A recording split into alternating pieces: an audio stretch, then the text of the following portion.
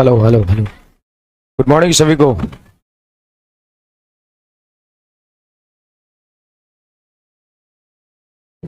Good morning नहीं, कुल morning.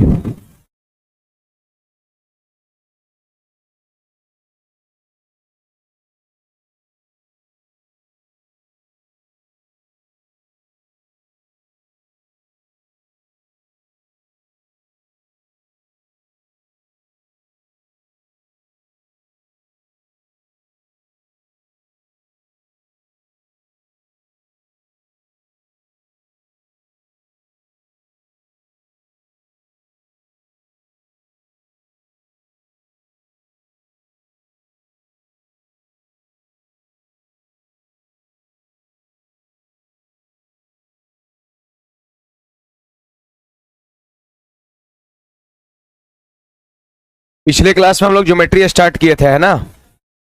हाँ, आगे बढ़ा जाए ना। देखो, ज्योमेट्री का सबसे पहला टॉपिक था हमारा लाइन एंड एंगल था। धुआं आ रहा है क्या? लाइन एंड एंगल, है ना? इसमें आपका सबसे पहला नंबर मैंने पॉइंट बताया था। और पॉइंट क्या होता है? एक ऐसी ज्यामितीय आकृति होता है जिसमें ना लंबाई होता है, ना चौड़ाई होता है, ना ऊंचाई होता है। पॉइंट जो है एक जीरो डायमेंशनल फिगर है ना? डायमेंशन का मतलब होता है बीमा। एक बीमीय तब कहेंगे जब एक भुजा रहेगा, है ना? एक अगर लेंथ, अगर एक अगर लाइन रहेगा तो एक बीमीय हो जाएगा आपका, है ना? इसमें ना लंबाई होता है, ना चौड़ाई होता है, ना ऊंचाई होता है, इसलिए जीरो डायमेंशनल फिगर आपका हो गया। फिर यहां पर मैंने अगला क्या कहा था? Point is a circle having no radius. एक पॉइंट जो है ना, एक पॉइंट जो एक सर्किल है, बिंदु जो है ना एक वृत्त है, लेकिन इसका रेडियस जीरो होता है ना? ये एक सर्कल हो गया तो इसका रेडियस कुछ ना कुछ है, लेकिन वही जब इसका रेडियस कमते कमते कमते कमते ऐसा होगा जब उसका कोई रेडियस ही नहीं रहेगा। तो जब रेडियस नहीं रहेगा तो फिर वो पॉइंट कहलाएगा। Each point have unique location, है ना? हर पॉइंट का एक यूनिक स्थिति होता है। ये चीजें मैंने इस पर कल के क्लास में चर्चा कर दिया था। पॉइंट्स जो है दो तरह का होता है, एक संरेख बिंदु और दूसरा असंरेख बिंदु। एक ही रेखा पर स्थित सभी बिंदु को संरेख बोलते हैं, और जो बिंदु जहां तहां होता है उसको असंरेख बोलते हैं। लाइन के बारे में मैंने क्या बताया था कि लाइन जो है वो वन डायमेंशनल फिगर है, इसका एक डायमेंशन होता है। A line is a set of point having only length. मतलब क्या है? एक लाइन जो है ना पॉइंट का समुच्चय होता है, सेट ऑफ पॉइंट्स। देखो, point point point point point point point point point point set करके जो है ना एक लाइन का निर्माण करता है। एक रेखा में कितने बिंदु हो सकते हैं? तो अनंत बिंदु हो सकते हैं, है ना? अब देखो, जो लाइन होता है रेखा, उसमें दोनों ओर एरो होता है। याद रखें, याद रखना, दोनों छोर पे एरो होता है। आप चाहे तो इधर भी बढ़ा सकते हैं, इधर भी बढ़ा सकते हैं। डिनोट देखिए इस तरीके से करते हैं, ए बी लिख के और दोनों तरफ एरो वाला कह सकते हैं, लिख देंगे ऊपर में। लाइन सेगमेंट की बात करें तो लाइन सेगमेंट का दोनों छोर क्या होता है? फिक्स होता है। ना आप इधर बढ़ा सकते हैं ना इधर बढ़ा सकते हैं, और इसको डिनोट करेंगे हम इस तरीके से आपका। इसके बाद जो हमारा था ना, इसके बाद वो हमारा क्या था आपका? रे, किरण। किरण में क्या है कि एक छोर फिक्स होता है और दूसरे तरफ एरो होता है। मतलब आप इसको किसी एक साइड क्या कर सकते हैं? बढ़ा सकते हैं, है ना? तो देखिए, इसको हम लोग इस तरीके से नोट करते हैं, ए बी पर एरो लगा दी, है ना? तो ये किरण को बताएगा। इंटरसेक्टिंग लाइन को हम लोग कहते हैं प्रतिच्छेदी रेखा।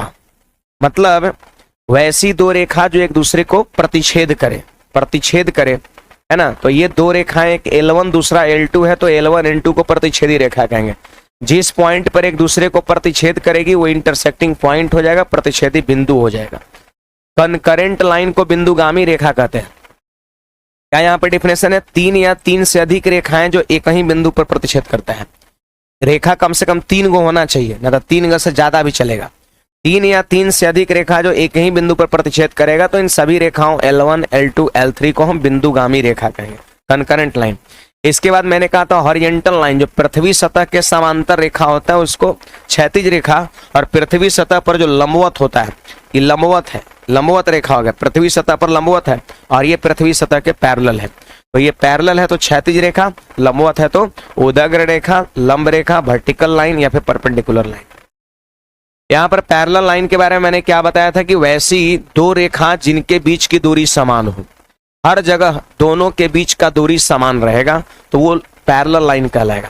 पैरेलल लाइन को आप आगे बढ़ाओ या पीछे बढ़ाओ कभी एक दूसरे से नहीं मिलता है, एक समान दूरी हमेशा दोनों के बीच बना रहेगा तो समांतर रेखा कहलाएगा। इसके बाद स्ट्रेट लाइन। स्ट्रेट लाइन का मतलब क्या होता है, एक ऐसी रेखा जिसे बढ़ाने पर अपना डायरेक्शन चेंज ना करे, मतलब डायरेक्शन बदल देगा तो फिर सीधी रेखा नहीं होगा, है ना। हाँ, सीधी रेखा नहीं, फिर तो झिकझैक हो जाएगा, वक्र हो जाएगा। ऐसे आगे बढ़ाने पर डायरेक्शन नहीं बदले, एकदम सीधा डायरेक्शन में जाते रहे तो सीधी रेखा। और यहाँ पर जो डायरेक्शन अपना चेंज कर ले, है ना। देखिए यहाँ के बाद डायरेक्शन ये है, फिर कभी ऊपर चल जा रहा है, फिर कभी ऊपर कभी नीचे, तो डायरेक्शन बदल रहा है तो ये फिर हो जाएगा कर्व्ड लाइन या जिग जैग लाइन, हिंदी में कहते हैं वक्र रेखा। ठीक है, शायद यहीं तक हम लोग पिछले क्लास में किए थे। चलिए आगे बढ़ते हैं। आगे बढ़ते हैं, हमारा ये पहला है। इसके बाद कल से आगे बाइसेक्टर है, जिसको हम लोग अर्धक रेखा कहते हैं। बाइसेक्टर जिसको कहते हैं अर्धक रेखा, बाइसेक्टर जिसको कहते हैं अर्धक रेखा। अर्धक रेखा, अर्धक रेखा पता है क्यों इसको कहा गया? क्योंकि ये लाइन AB को OC दो बराबर पार्ट में क्या कर रहा है, बांट रहा है। कि जो OC एक ऐसी रेखा है, OC एक ऐसी रेखा है जो AB को दो इक्वली पार्ट में क्या कर रहा है, बांट रहा है। इसीलिए इसका नाम पड़ा आपका बाइसेक्टर लाइन। बाइसेक्टर, बाइसेक्टर, इसको हम अर्धक कहेंगे। अर्धक मतलब क्या होता है, आधा आधा करने वाली रेखा, अर्धक, है ना। तो एक ऐसी रेखा जो दूसरी रेखा को बराबर दो पार्ट में बांट दे वो अर्धक रेखा कहलाएगा। ठीक है, यहां पर आप देख सकते हैं बराबर दो पार्ट कौन कौन है, तो OA बराबर OB है।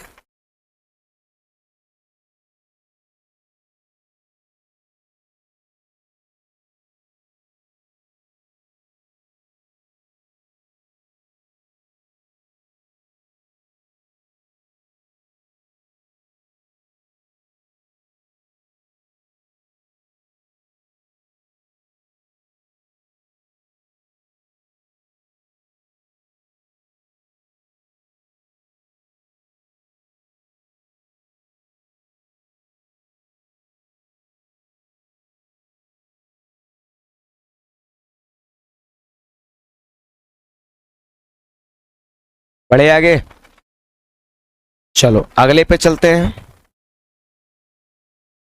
अगला हमारा है, देखो वो था अर्धक, जो सिर्फ क्या कर रहा है, एक रेखा दूसरे रेखा को बराबर बराबर पार्ट में बांट रहा है। इसको हम कहेंगे लंबार्धक। लंबार्धक मतलब हो गया आपका परपेंडिकुलर बाइसेक्टर। परपेंडिकुलर बाइसेक्टर, लंब अर्धक, लंबार्धक मतलब क्या हो, एक ऐसी रेखा, देखो OC है, एक ऐसी रेखा OC है जो AB को 90 डिग्री पर दो बराबर बराबर भाग में बांटे। परपेंडिकुलर का मतलब क्या होता है, लंबवत। तो लंबार्धक रेखा का मतलब हो गया एक ऐसी रेखा जो दूसरी रेखा को 90 डिग्री पर, देख लो 90 डिग्री पर बराबर बराबर पार्ट में बांटे आपका। यहां पर पता है बराबर पार्ट कौन कौन हो जाएगा, OA हो जाएगा और OB हो जाएगा, है ना। तो OA बराबर OB या फिर AO भी लिख सकते हैं, कोई दिक्कत नहीं है। पहला नंबर यहाँ पर ये दोनों क्या होगा, बराबर होगा। और दूसरा देखिए क्या है, OC जो है ना वो AB पर लंब है। देखो लंब का सिंबल मैंने कल बताया था, OC क्या है, लंब है, किस पर, AB पर। तो जिस पर लंब रहेगा उसको हम पीछे लिखेंगे, है ना। OC लंब AB, AB, AB। तो लंबार्धक रेखा हम कब कहेंगे, जब 90 डिग्री पर दूसरी रेखा को बराबर भाग में बांटेगी। और पीछे वाले में सिर्फ हम अर्धक रेखा कहे थे, वहां पर 90 डिग्री पे नहीं था, नहीं ना था। 90 डिग्री भी बराबर और करने के साथ अगर हो जाएगा तो लंबार्धक उसका नाम हो जाएगा परपेंडिकुलर बाइसेक्टर लाइन।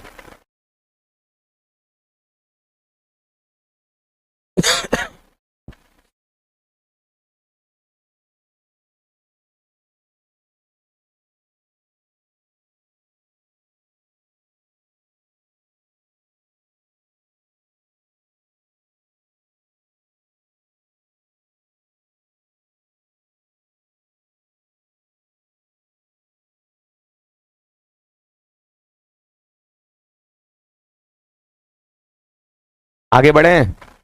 हाँ, थोड़ा तेजी से लिखना भी है। देखिए, समझने का प्रयास करिएगा। अगला पॉइंट यहां पर, अगला पॉइंट है हमारा, 3 लाइन है, ठीक है।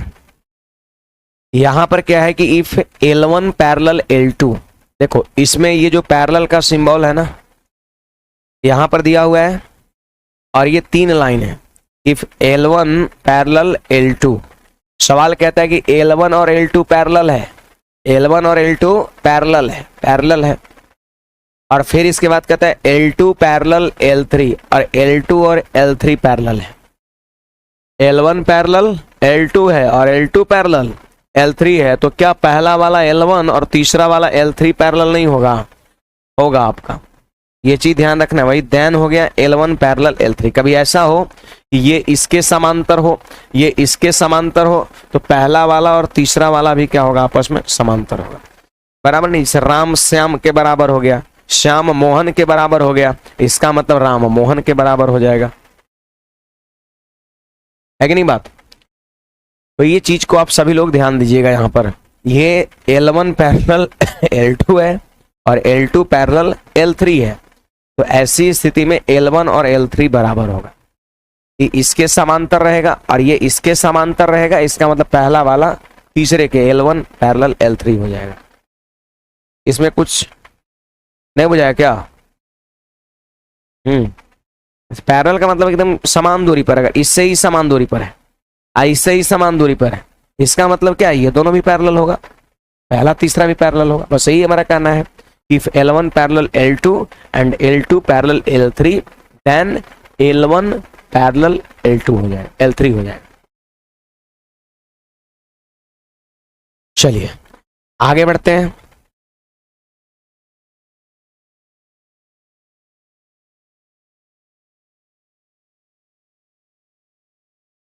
चलिए इसके बाद यहां पर आप सारे विद्यार्थी ध्यान देंगे, तिर्यक रेखा। लाइन का बहुत सारा टाइप है ना, हर चीज ध्यान रखना है आपको। तिर्यक रेखा, देखो यहां पर एक भाषा में लिख दे रहा हूं, तिर्यक रेखा होता क्या है? पैरेलल लाइन, पैरेलल लाइन को प्रतिच्छेद करने वाली, प्रतिच्छेद मतलब काटने वाली, प्रतिच्छेद करने वाली रेखा, पता है क्या कहलाता है? तिर्यक रेखा कहलाता है। पैरेलल लाइन को प्रतिच्छेद करने वाली रेखा तिर्यक रेखा कहलाती है। तो आप बताइए यहां पर L1 और L2 पैरेलल है कि नहीं है? देख लो यहां पर क्या लिखा हुआ है, ई क्या लिखा हुआ है, इसको आप क्या पढ़ते हैं? L1 पैरेलल L2, ये पैरेलल का सिंबल है। L1 पैरेलल L2 है, और पता है ये पैरेलल लाइन को काट कौन रहा है? ये वाला लाइन, ये वाला लाइन क्या किया? पैरेलल लाइन को काट दिया। पैरेलल लाइन को ये वाला क्या किया? रेखा काट दिया। तो पता है इसका नाम क्या हो जाएगा? इसी का नाम हो जाएगा तिर्यक रेखा हो जाएगा, जिसको कहते हैं ट्रांसवर्सल लाइन। Transversal line. अब थोड़ा सा इसको तिरछा लेना है, थोड़ा सा झुका के लेना है लाइन को, ठीक ना? तो ये तिर्यक रेखा हो गया। पैरेलल लाइन को प्रतिच्छेद करने वाली रेखा जो होता है ना, वो तिर्यक रेखा कहलाता है, ट्रांसवर्सल लाइन कहलाता है। तो पूछेगा ट्रांसवर्सल लाइन क्या होता है, तो आप कहोगे समांतर रेखा को काटने वाली रेखा, समांतर रेखा को प्रतिच्छेद करने वाली रेखा।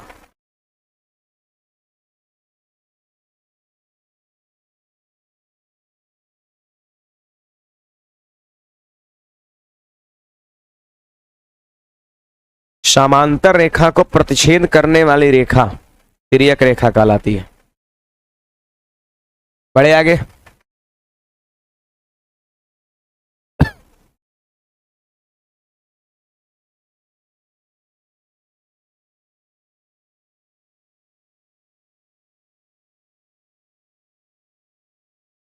चलिए इसके बाद देखिएगा यहां पर,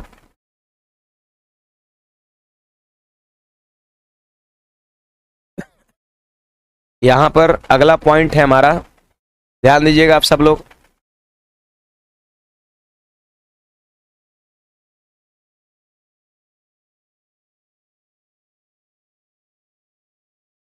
देखिए अगला पॉइंट है हमारा, अगला ध्यान दीजिएगा, इस पे सवाल भी बनता है। ये आपका L1 है, L2 है, L3 है, L4 है, और ये सारा का सारा क्या है भाई, पैरेलल है, पैरेलल है, पैरेलल लाइन है। आप कहीं भी किसी दो रेखा को आगे पीछे बढ़ा लो, कभी एक दूसरे को काटेगा नहीं, एक समान दूरी पर आपका होगा। अब देखिएगा यहां पर ध्यान दीजिएगा एक चीज और, अविनाश एरो नहीं है साइन लाइन में देखो, वो जैसे पहचान के लिए है। अब नॉर्मली लाइन खींचने के लिए तो क्या ऐसे भी खींच देता है, ऐसी बात नहीं है, लाइन तो ऐसे ही खींच देता है आपका, है ना, लेकिन रियल में लाइन आपका ये होगा ऐसे, इसको हम लाइन कहेंगे। ये तो आपका क्या हो जाएगा, ये तो आपका दोनों छोर फिक्स हो गया, तो लाइन सेगमेंट हो गया, ये आपका हो गया लाइन, और ये आपका हो गया लाइन सेगमेंट। और किरण रहेगा तो फिर ऐसे रहेगा, एक छोर फिक्स रहेगा, इसको कहते हैं रे कहते हैं। एक्चुअल में होता यही है, लेकिन यूज में लाइन तो लोग ऐसे ही खींचता है। नहीं, जहां पर ये सवाल में या कहीं भी अगर एकदम अलग अलग हिगरा के अगर एक्यूरेट एकदम चीजें लिखा है, तब फिर आपको इस पे फोकस करना है, अदरवाइज चीज को इग्नोर करना है ना। ये कोई जरूरी नहीं कि सवाल में रेखा लिखा रहेगा और फोटो ऐसा ही बनाएगा, ऐसा कुछ नहीं, ऐसा नॉर्मली बनाता है, लेकिन एक्चुअल में होता ये है। और जहां पर अगर इसी से रिलेटेड कुछ बातें रहेगी नहीं एक्चुअल पर ही, ये क्या होता है, ये क्या होता है, तब आपको ये ध्यान में रखना है, अदरवाइज इस चीज को इग्नोर करना है ना, ध्यान रखना है। लाइन रहेगा सवाल में तो ऐसे भी सिंपली लिख करके खींच करके दर्शाया हुआ रहेगा। तो समझ में आ रहा है बात को, तो ये ऐसे ही दर्शाया हुआ रहेगा नॉर्मली। चलिए, तो यहां पर ये चारों लाइन क्या है भाई, पैरेलल है, पैरेलल है। अब देखो यहां पर दो ठो ट्रांसवर्सल लाइन है ना। यहां पर अगर इसको हम कह देते हैं, इसको कह देते हैं x और इसको कह देते हैं y, तो यहां पर x और y पता है क्या है, ये ट्रांसवर्सल लाइन है, ट्रांसवर्सल लाइन। अभी पढ़ा है ना ऊपर में, तिर्यक रेखा, पैरेलल लाइन को काटने वाली रेखा को तिर्यक रेखा कहते हैं, पैरेलल लाइन को काटने वाली रेखा को हम तिर्यक रेखा कहते हैं। तो ये आपका तिर्यक रेखा यहाँ पर क्या गो है, दो गो है। अब जैसे ही हमने उसको काटा तो पैरेलल लाइन के बीच का दूरी कुछ न कुछ बना आपका। और देख लीजिए यहाँ पर ये वाला दूरी कितना है, देखो ये वाला दूरी कितना है, a है, और ये वाला दूरी कितना है, b है, और ये वाला दूरी कितना है, c है। ठीक उसी प्रकार ये वाला दूरी क्या है, d है, ये वाला दूरी e है, और ये वाला दूरी f है।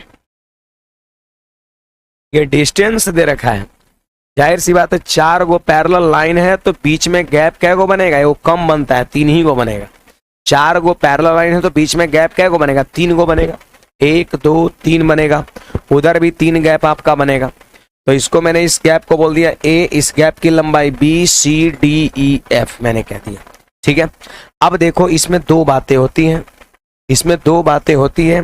पहला नंबर रेशियो आर इक्वल, क्या होगा पता है, देखो a बाई b इधर से, तो ऐसी स्थिति में a बाई b इधर से लिए तो इसी के बराबर क्या होगा उधर, d बाई e, ये रेशियो क्या होगा, बराबर होगा क्या, a बाई b जो रेशियो इधर होगा ठीक वही रेशियो आपका उधर भी होगा, d बाई है। कोई अगर इसको लेता है, यहां पे लेता है b बाई c, अगर इधर लिया b बाई c तो उधर क्या लेगा, e बाई f लेगा आपका, है ना। मतलब जितना रेशियो इधर उसी रेशियो में आपका ये भी होगा, जिस रेशियो में BC होगा उस रेशियो में आपका EF होगा आपका, है ना। मतलब रेशियो क्या होता है आपका, बराबर होता है, रेशियो बराबर होता है। तो ये चीज आप सभी को क्या करना है, ध्यान में रखना है, ये चीज सभी को ध्यान में रखना है। कहोगे सर क्वेश्चन कैसे बनेगा, तो जैसे देखिए हो सकता है ऐसे सवाल में दे देगा, ये लाइन और ये लाइन क्या है, ये पैरेलल है, L1 L2 L3 आपका है, ठीक है, और ऐसे और यहां ऐसे आपका लिख दिया, ठीक है। अब देखो इसकी लंबाई दे देगा यहां पर 3 दे देगा, और यहां पर दे देगा आपका इसकी लंबाई 4.5 दे देगा, और यहाँ आपका इसकी लंबाई दे देगा, पता है कितना, यहाँ पर इसकी लंबाई आपका 7 दे देगा, और इसकी लंबाई आपसे क्या करेगा, पूछ देगा, है ना, बोलेगा x equal to what, x equal to what. तो बताइए यही वाला लॉजिक नहीं लग जाएगा? यहां पर अभी जैसे 3 ही लाइन पैरेलल तो भी कोई दिक्कत नहीं है, ये ना 1 2 3 लाइन पैरेलल था तो a बटा b बराबर d बटा i, वही लगा दीजिए। जो रेशियो यहाँ का होगा ठीक वही रेशियो इधर का भी होगा, बशर्ते ये लाइन क्या होना चाहिए भाई, पैरेलल होना चाहिए, पैरेलल होना चाहिए। तो क्या करेंगे यहाँ पर 3 बटा में 4.5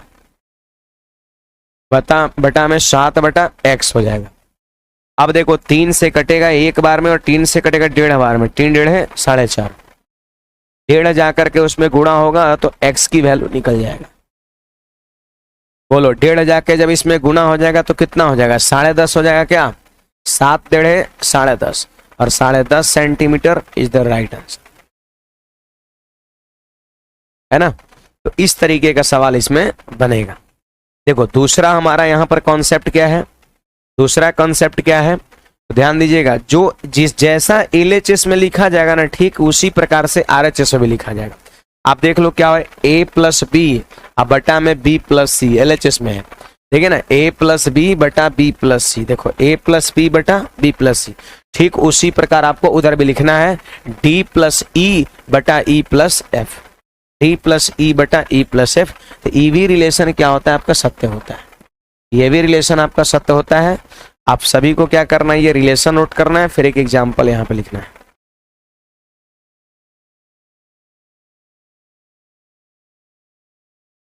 ये रिवीजन एकदम करते रहना है ना, धीरे धीरे हम लोग अब थोड़ी मतलब बढ़ेंगे जहां से क्वेश्चंस बनता है, थोड़ा तेजी से छापिएगा। एक निश्चित अंतराल पर रिवीजन करते रहिए, देखते रहिए। ज्योमेट्री में बहुत सारे सवाल जानते हैं, फिगर देखिएगा ना, सवाल का जब फिगर देखिएगा तो याद आ जाता है कि ऐसा फिगर पढ़ाया गया है और उसका ये कॉन्सेप्ट था, वो लगा देंगे आंसर हो जाएगा आपका। फिगर भी देखने से हेल्प मिलता है।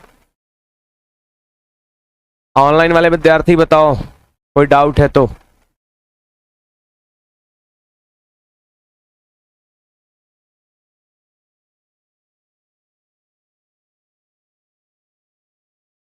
ठंडा कुछ ज्यादा ही गिर रहा है ना, क्लासरूम में एकदम ठीक ठाक लगता है, कोई दिक्कत नहीं, बाहर में समस्या है।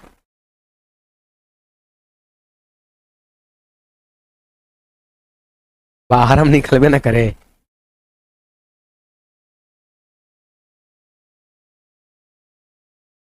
मैं नहीं चाहते हुए भी सुबह सुबह हमको लेट हो जाता है।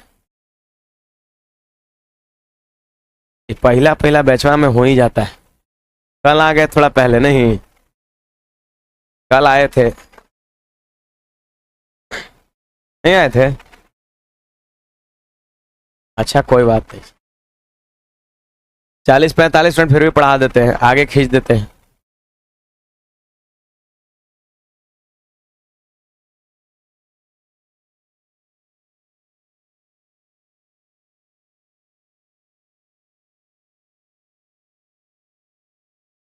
चलिए आगे बढ़ते हैं। रेशियो कैसे इक्वल होगा ये बता दीजिए। देखो रेशियो, ये लाइन आपका पैरेलल है, पैरेलल है, पैरेलल है मतलब गैप दोनों के बीच का क्या है आपका, सेम है, सेम है। तो गैप सेम होने की वजह से लाइन पैरेलल, देखो लाइन अगर तिरछा रहता ना, एगो लाइन ऐसे रहता आपका, एगो लाइन ऐसे रहता, एगो लाइन ऐसे रहता, तब आपका ये रेशियो सेम नहीं होता, है ना। देखो यहाँ का आपका कुछ है, यहाँ का कुछ है, यहाँ का कुछ है, यहाँ का आपका कुछ है ना। स्लोप की अगर हम बात करें, ढाल की बात करें, तो इस सब लाइन का स्लोप अलग अलग है, लेकिन पैरेलल लाइन का स्लोप क्या होता है, बराबर होता है, सबका स्लोप सेम है। तो जितना अनुपात में आपका इधर चीजें होगा ठीक उतने ही अनुपात में आपका इधर होगा। अनुपात जिस रेशियो में इधर होगा उस रेशियो में इधर होगा, डिस्टेंस सेम होने की वजह से होगा। चलिए इसके बाद आगे बढ़ते हैं। एंगल, आपने पढ़ा था ना, हेडिंग लगाया था लाइन एंड एंगल, एंगल है ना। तो अगला हमारा एंगल है। अब कहोगे सर एंगल क्या होता है, तो बड़ी सिंपल बात है, एंगल को हम लोग हिंदी में कहते हैं कोण।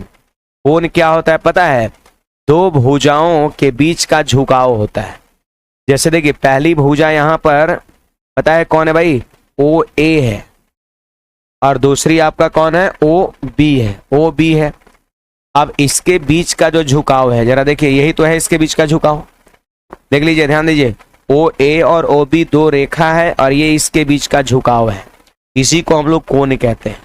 इसके बीच का जो स्लोप है, ढाल है, झुकाव है, इसी को हम कोण कहते हैं। और कोण को ये सबसे डिनोट किया जाता है, इसको पता है क्या कहेंगे, इसको हम अल्फा कहेंगे, इसका नाम बीटा, ये थीटा, और ये क्या गामा, और ये क्या है साई है आपका। हाँ ये साई, आप साई बाबा साई है ना, और ये आपका गामा हो गया। आइए तो समझ रहे हैं, थीटा, थीटा बीटा अल्फा, और कॉमा दे करके ऐसे थीटा लेके इसे पेट फाड़ दीजिए, इसको सही हो गया, फाई हो गया, ये फाई हो गया, एटीसी। मतलब इस तरीके से ये सब एंगल होता है। एंगल को इन सारे सिंबल से डिनोट किया जाता है। कौन सी सिंबल को क्या पढ़ेंगे तो आप देख सकते हैं, फाई हो गया, त्रिशूल जैसा जो रहेगा वो साई रहेगा, ये रहेगा आपका गामा, ये थीटा, ये बीटा, अल्फा, एटीसी। एंगल को हम लोग इस तरीके से डिनोट करते हैं, ठीक है। अब देखो यहां पर ये जो बिंदु ओ दिख रहा है ना सभी को, बिंदु ओ जो दिख रहा है ना, बिंदु ओ जो दिख रहा है ना, इस ओ को हम क्या कहते हैं पता है, शीर्ष कहते हैं।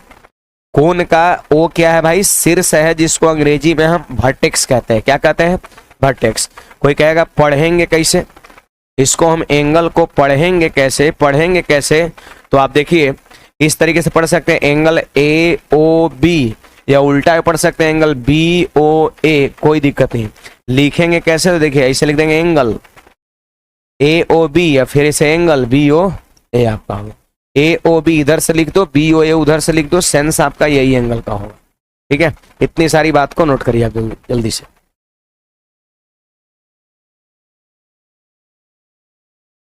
इसमें ओ ए और ओ बी क्या होगा, ओ ए और ओ बी क्या होगा, एक कोण का क्या होगा, दो भुजा होगा, है ना। ये कोण का ये दोनों भुजा है, कोण का दोनों जो है ना वो भुजा है, और उसी के बीच का जो झुकाव है उसको हम क्या कहेंगे, स्लोप कहेंगे। दोनों भुजा बिंदु ओ पर काट रही है तो ओ को शीर्ष या वर्टेक्स लिखेंगे इस तरीके से, एंगल या तो इधर से ए ओ बी या उधर से बी ओ ए। एंगल का मैंने कुछ सिंबल उधर दिया है, उसका प्रयोग देखने को मिलता है। कोण क्या होता है जी, दो भुजाओं के बीच का झुकाव होता है। झुकाव मतलब हो गया आपका स्लोप, ढाल।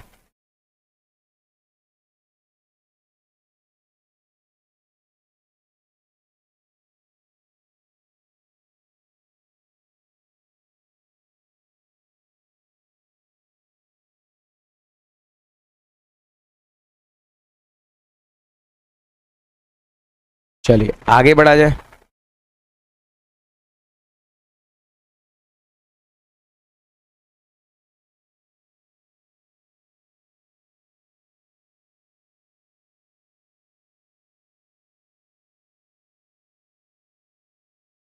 देखिए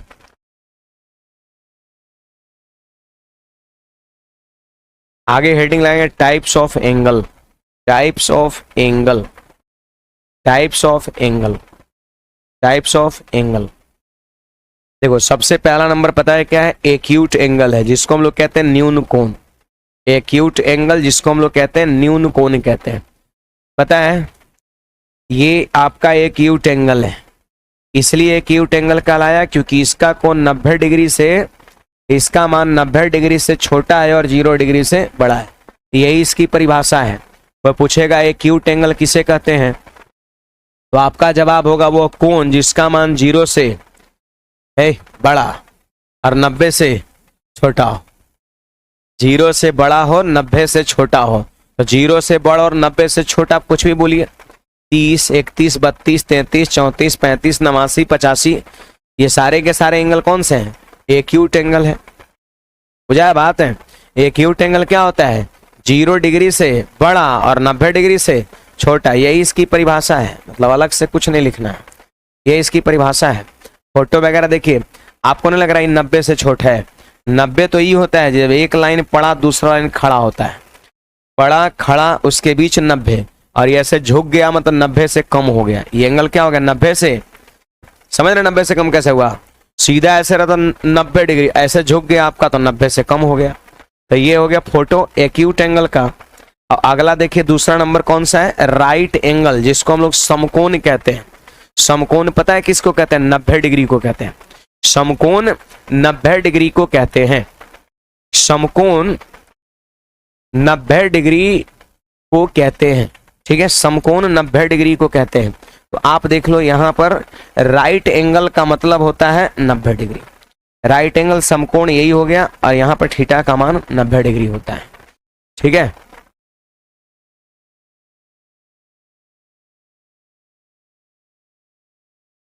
चलिए भाई आगे बढ़ते हैं, हमारा नेक्स्ट क्वेश्चन है, बड़े आगे ना, देखो और तेरी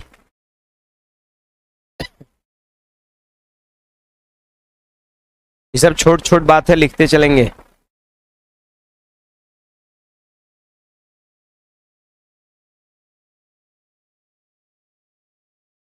आबे लाल पीला हरा से लिख रहे हैं क्या? बोर्ड पे तो लिखा हुआ है लाल कला से, है ना, तो सजाने का कोई मतलब नहीं है, ये लोग सजा दिया है गलती से। देखिए तीसरा नंबर आपका हो गया ऑब्ट्यूज एंगल हो गया, जिसको हम लोग अधिक कोण कहते हैं। अधिक कोण पता है 90 डिग्री से ज्यादा होता है। देखो अगर यहां पर अगर ऐसे रहेगा, ई कितना डिग्री होगा? 90 डिग्री। सीधा अगर रेखा होगा तो कितना होगा भाई? 90 डिग्री। आप बताइए, आप बताइए 90 से ज्यादा है कि नहीं, सब लोग बताइएगा। ये लाइन यहां पे चला गया ना, तो 90 से क्या हो गया? ज्यादा हो गया, 90 से ज्यादा हो गया। तो देखिए यहां पर अधिक कोण की परिभाषा क्या है? अधिक कोण की परिभाषा है कि वैसा कोण जिसको हमने थीटा यहां लिख दिया है, जो 90 डिग्री से बड़ा हो और 180 डिग्री से छोटा हो। कोई बोलेगा ये 91 डिग्री क्या है? न्यून कोण की अधिक कोण। तो 90 से पार कर गया तो आपका अधिक कोण हो जाएगा, अधिक कोण हो जाएगा आपका, है ना, अधिक कोण हो जाएगा आपका। 92 डिग्री, 95 डिग्री, 179 डिग्री, 90 से बड़ा, 180 से छोट, उसको हम कहते हैं ऑब्ट्यूज एंगल, अधिक कोण कहते हैं, है ना। चौथा नंबर आप देख लो स्ट्रेट एंगल। स्ट्रेट मतलब क्या होता है? सीधा, सरल कोण, सीधी कोण। तो सीधी जो कोण होता है वो 180 डिग्री को कहते हैं। सीधी कोण कितने डिग्री को? 180 डिग्री को हम कहते हैं। और पता है 180 डिग्री का कोण किस पे बनता है? एक सीधी रेखा पर बनता है, एक लकीर पर 180 का कोण बनता है, एक साइड, याद रखिएगा, एक लकीर पर, एक सीधी रेखा पर एक साइड 180 का कोण बनता है, किसी एक साइड, या तो आप उधर ले लो या तो आप इधर ले लो, है ना, किसी एक साइड 180 का कोण बनता है। आपको लग रहा है धीरे धीरे एंगल बढ़ रहा है। एक्यूट में क्या था कि 90 से भी छोटा था, और दूसरा हो गया राइट एंगल जिसमें थीटा के मान 90 डिग्री को बोलते हैं। तीसरा ऑब्ट्यूज एंगल जिसमें 90 से बड़ा 180 से छोटा, ठीक 180 डिग्री रहेगा, इसका नाम होगा स्ट्रेट एंगल, सरल कोण। एडजेक्ट 180 डिग्री को स्ट्रेट एंगल बोलते हैं, एडजेक्ट 90 डिग्री को राइट एंगल बोलते हैं, 90 से बड़ा हो 180 छोटा हो उसको ऑब्ट्यूज एंगल बोलते हैं, और 0 से बड़ा हो और 90 से छोटा हो उसको एक्यूट एंगल बोलते हैं। न्यून कोण, सम कोण, अधिक कोण, सरल कोण।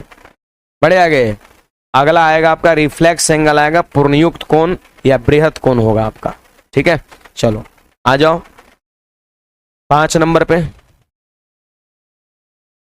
देखिए दिखाना रिफ्लेक्स एंगल, पूर्णयुक्त कोण या बृहत कोण।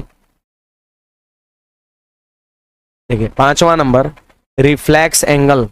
रिफ्लेक्स एंगल जिसको हम लोग कहते हैं हिंदी में पूर्णयुक्त कोण या फिर कहते हैं बृहत कोण कहते हैं। और सर इसका मतलब बताओ। देखिए यहां पर ये पता है कौन सा बिंदु है, ध्यान दीजिए थोड़ा, ओ है, आई कौन सा है? ए है, और ये कौन सा है? बी है, बी है। तो देखिए ये पहले हमारा रेखा कौन सा था? ओ ए था, ओ ए था। अब पता है क्या करना है? देखो ये रेखा का ये वाला सिरा फिक्स कर देना है, ई वाला छोर फिक्स कर देना, ई वाला पकड़ के इसे क्या करना है, देखो ई छोर फिक्स करके ई पकड़ के ऐसे ऐसे घुमा देना है ना। तो एंगल देखिए यहाँ पर ऐसे लेना है। ये जो एंगल बनेगा ना, आपको लग रहा है कि अगर ऐसे रहेगा सपोज, तो ई कितना बनता है 180। अगर इधर ये रेखा इधर रहता, ओबी जो है इधर रहता, तो ये कोण कितना बनता है? आपको नहीं लग रहा है कि ये वाला कोण और बढ़ गया, यहाँ पर 180 से ज्यादा हो गया। ये कोण 180 से ज्यादा हो गया और इस कोण को कहा गया है थीटा। इसका मतलब थीटा का मान 180 से ज्यादा है, 360 से छोटा है। तो पता है इसको हम क्या कहेंगे? इसको कहेंगे रिफ्लेक्स एंगल, है ना। कोई पूछेगा 189 डिग्री कौन सा एंगल है, तो आपका जवाब होगा रिफ्लेक्स। ये सब याद रखना है कि 180 से बढ़ रहे या 360 से छोट रहे तो कोण का नाम क्या होता है ना। हाँ, फोटो इसका इस तरीके से बनेगा, आप यहां पर लिख लो। ये कोण है, ये कोण का मान कितना है? 180 डिग्री प्लस है, 180 डिग्री से ज्यादा है। 180 से ज्यादा 360 से छोटा को हम क्या बोलते हैं? रिफ्लेक्स एंगल कहते हैं, हिंदी में बृहद कोण या पूर्णयुक्त कोण। आगे बढ़े।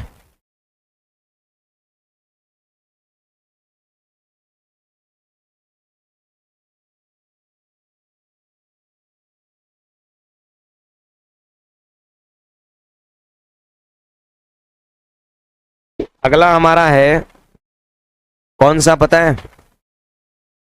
कंप्लीट एंगल, जिसको हम लोग संपूर्ण कोण कहते हैं ना। अगला हमारा है कंप्लीट एंगल, जिसको हम संपूर्ण कोण कहते हैं। अगला है हमारा कंप्लीट एंगल, जिसको हम संपूर्ण कोण कहते हैं, संपूर्ण कोण कहते हैं। संपूर्ण कोण मतलब किसको कहते हैं पता है? 360 डिग्री को कहते हैं। 360 डिग्री, एक बार गोल गोल घूम जाए तो 360 डिग्री। यहां से आपका ये है ना, OA है। एक बार जानते हैं क्या किया? इसे घूम के और फिर वापस यहीं पे आ जाए, तब इसके जो इधर कोण बनेगा ना, ये पूरा कितना बनेगा? यहां से ऐसे लिखना है, यहां से ऐसे ऐसे दिखाना है, थोड़ा सा सटने से पहले ऐसे है रुमाल बना, पूरा एक गोल घूम गया आपका। तो ये थीटा जो है ना, वो किसके बराबर होगा? 360 डिग्री के बराबर होगा, है ना। इसी को कहते हैं संपूर्ण कोण, संपूर्ण कोण, या फिर इसको हम कहेंगे एक घूर्णन का कोण। अगर एक बार अगर कोई गोल गोल घूम जाए तो कितने डिग्री का कोण बनाएगा?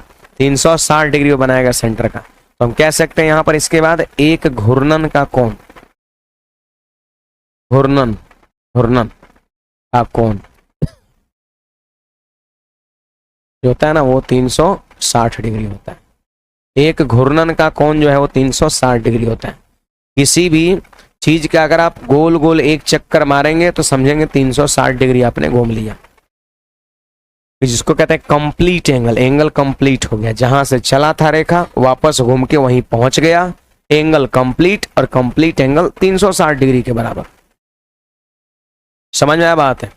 इसके बाद आप बढ़ जाओ सातवें पे, सातवें पे लिख लीजिएगा सब लोग, एक घूर्णन का कोण बराबर 360 degree, 1 rotation equal to 360 degree. तो मुख्य रूप से वहां पर 6 एंगल होता है ना।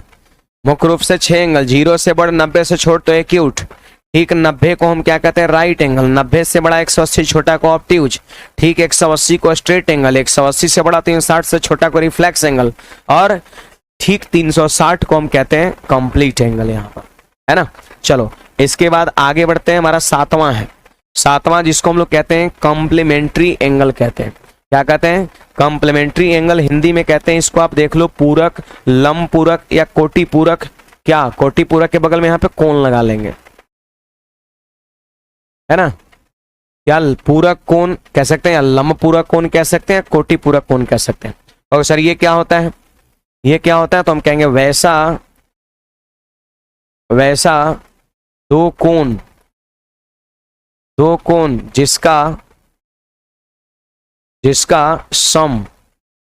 जिसका सम 90 डिग्री हो। वैसा दो कोण जिसका सम 90 डिग्री हो, वो दोनों एक दूसरे का पूरक कहलाएगा, कंप्लीमेंट्री कहलाएगा। जैसे देखिए, एक कोण अल्फा है, दूसरा कोण बीटा है, तो अल्फा प्लस बीटा कितना होगा? चला 90 डिग्री आपका हो, है कि नहीं बात। अब देखो यहाँ पर इसको क्या कहेंगे, अल्फा और बीटा जोड़ने पर 90 डिग्री पुर रहा है, तो alpha and beta are complementary to each other. Alpha और बीटा क्या एक दूसरे का पूरक होगा आपका, है ना। याद रखिएगा अल्फा बीटा का सम कितना 90 डिग्री, तो ये दोनों एक दूसरे का पूरक कहलाएगा।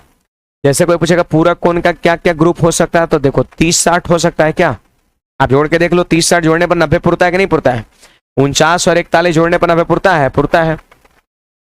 देखो तो इसको जोड़ने पर 90 पुरता है क्या, अरे जोड़ के देखिए, जब इन दोनों को जोड़ेंगे तो minus theta plus theta cut गया तो 90 नहीं पुर गया, तो थीटा और 90 में से घटा के लिखेंगे 90 माइनस थीटा, ये दोनों भी एक दूसरे का पूरक है ना। कोई पूछेगा 30 डिग्री का पूरक बताओ, 30 डिग्री का कंप्लीमेंट्री बताओ, तो 90 में से 30 घटा देंगे 60। 39 डिग्री का पूरक बताओ, तो 90 में से 49 घटाएंगे तो 41। 40 डिग्री का पूरक बताओ, तो 90 में से 40 घटा देंगे 50। 1 डिग्री का पूरक कोण बताओ, तो 89 डिग्री, 90 में से 1 घटाएंगे 90। थीटा का पूरक 90 माइनस 10। ठीक उसी प्रकार अगला है सप्लीमेंट्री एंगल है, जिसको कहते हैं समपूरक, रिजु पूरक, सरल पूरक या अनुपूरक। ऊपर वाले को नोट करिए पहले।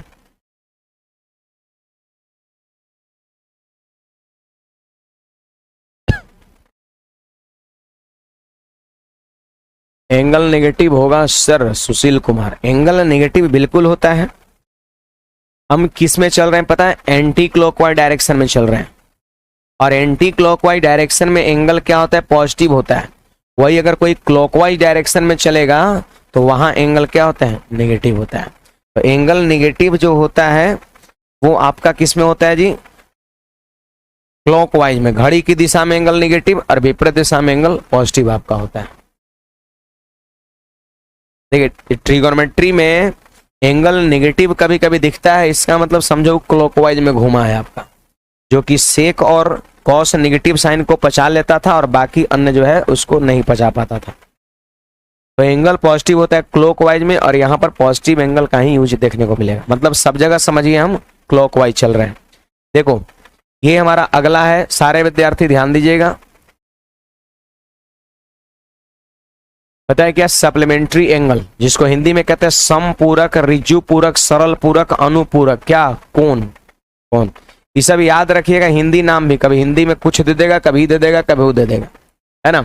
देखो यहाँ पर क्या है, यहाँ पर इसका परिभाषा क्या हो जाएगा पता है, वैसा दो कोण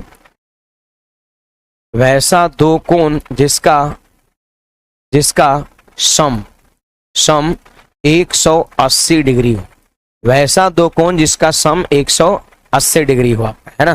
क्या कहलाएगा, दोनों एक दूसरे का सप्लीमेंट्री कहलाएगा। देखो एक कोण अल्फा है, दूसरा कोण बीटा है, तो अल्फा प्लस बीटा कितना है, 180 आपका है। अल्फा प्लस बीटा 180 है। अल्फा प्लस बीटा जोड़ने पर 180 आ रहा, तो हम कह देंगे alpha and beta are supplementary to each other, एक दूसरे का क्या है, समपूरक है। कब दोनों कोण को एक दूसरे का समपूरक कहेंगे, जब जोड़ने पर 180 पूरेगा। फॉर एग्जाम्पल देख लो 120 डिग्री और 60 डिग्री जोड़ दीजिए, 180 पूर रहा है। 135 डिग्री और 45 डिग्री, इसके बाद कॉमा में और क्या कह सकते हैं, ईटीसी, थीटा और 180 माइनस, जोड़ जोड़ के देख लीजिए 180 पूर रहा होगा आपका। अगर एक कोण थीटा है, कोई पूछेगा इसका पूरक कोण बताओ, तो 90 माइनस थीटा, बोलेगा समपूरक कोण बताओ, तो 180 माइनस थीटा, है ना।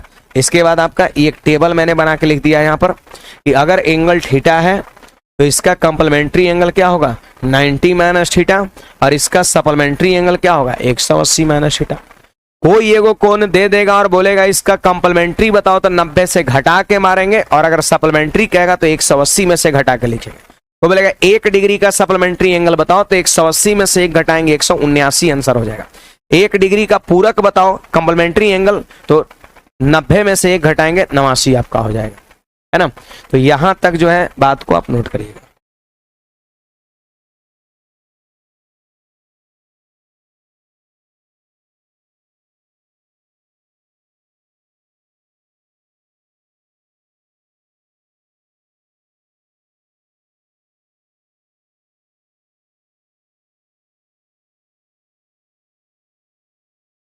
कुछ पूछना है इसमें किसी को क्या?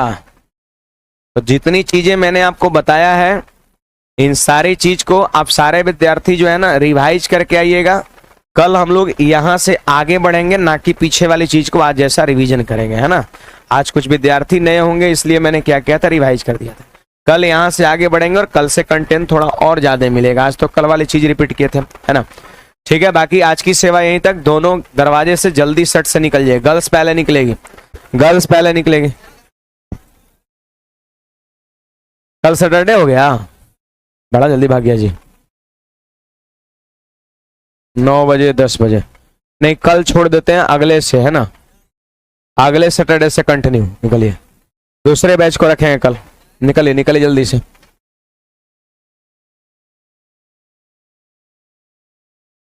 कल नहीं, मंडे को।